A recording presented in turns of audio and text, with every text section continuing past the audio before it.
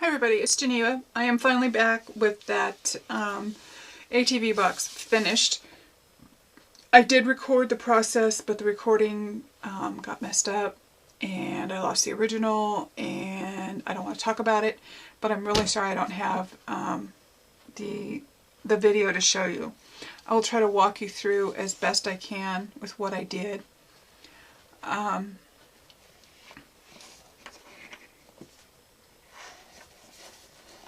This is what it looks like, and I'm going to come out just a little bit. Okay, this is simply braided twine. My thought is, make this look like an old-time trunk, and I think I succeeded fairly well. I added a Tim Holtz journey key.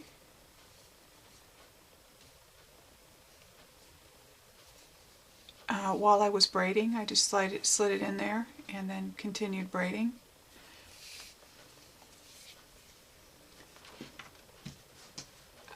The decorations on the cover are Tim Holtz movers and shakers for the little truck. The gears are from Memory Box. The same with the gears on the side, on the spine.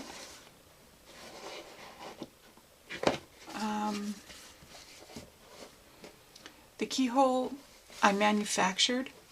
I didn't have one that would fit in this space, so I cut two pieces of a shape, and it's a spellbinder's die that I have, but you can use any interesting shape that'll fit your space.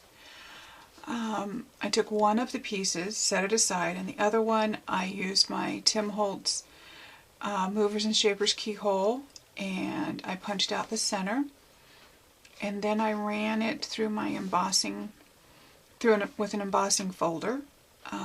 I don't know which one. I just picked a design that seemed to be small and appropriate. Then I went over the top of the embossing with some Gilder's paste, just lightly applied it with my finger, and then I glued that piece to the piece that I set aside, so it looks like this is a hole here. The ribbon is simply some ribbon I had in my stash, so I couldn't tell you where to go find it. The paper I used is one of Tim Holtz stash packs. I got it ages ago, so I don't even know if it's still available.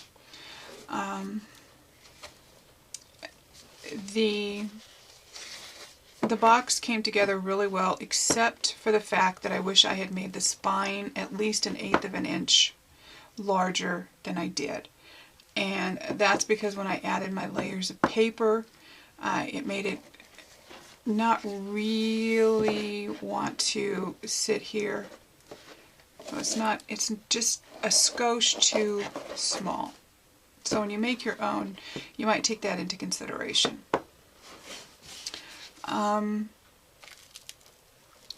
The first thing I did was wrap the cover, and it's this world map paper, and it had these words, the world, printed on it. So I just positioned my cut so this would be at the top of my spine, and I added "You are" to me, so you are the world to me.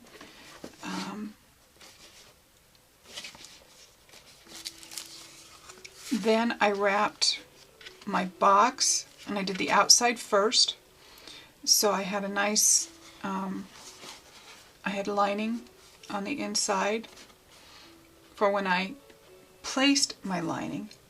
Now, when I cut the lining paper, you've seen other people do this, and I'll try to explain as best I can. Is I created a pattern. I used just a piece of old junk paper, and I measured the box, which gave me the center square, and then each side, of course, is a certain depth, and I did that less 1/4 of an inch, and you end up with this big plus sign, sort of, and you cut out the corners, and it should just slide right in. So you just put your glue on your paper and just set it in there. Again, I would do it on a piece of scratch paper, old notebook paper, copy paper, paper bag, anything you've got around before you cut it out of your pattern paper, just to make sure you got the size right. And then I glued the box onto the cover. You make sure that you set it so this will come up flush.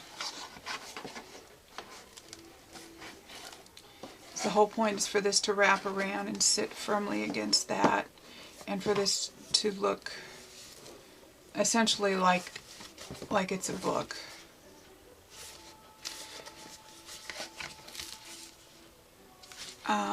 Oh, the spine. This is really, really dark here, and it looks really cool. I really had no intention when I started out of this being this distressed, but the paper cracked. So I used the distress ink to cover the crack, and then I sealed it with white glue, and then I went over it one more time with distress just to make sure the glue wasn't shining through.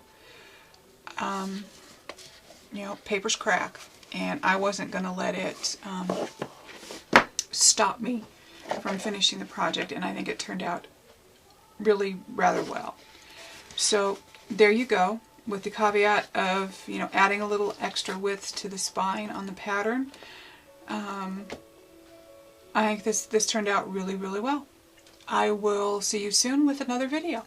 Bye. We'll see you soon with another video.